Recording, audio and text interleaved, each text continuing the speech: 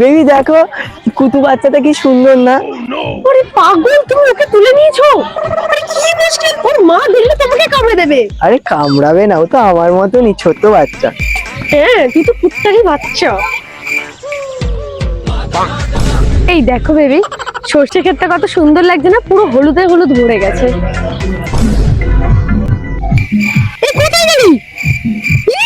ওখানে কি করছিস? বেবি বেবি দেখো এখানে কত সর্ষে গাছ রয়েছে, ভাবছি কি এখান থেকে দুটো গাছ বাড়ি নিয়ে যাই, গিয়ে ছাদে লাগিয়ে দেবো, মা খুশি হয়ে যাবে, বাইরে তো কিনতেই যেতে হবে না। এরকম করে না, এখানে এত লোকজন আছে, পেছনে পৌঁছে যাবে আমার এদিকে আয়। ওই কি করছিস এটা? ওখানে পিকনিক হচ্ছে, তুই দুটো বাটি হাতে নিয়ে চলে এসেছিস। এরকম হাওয়াইদার মতন করিস না।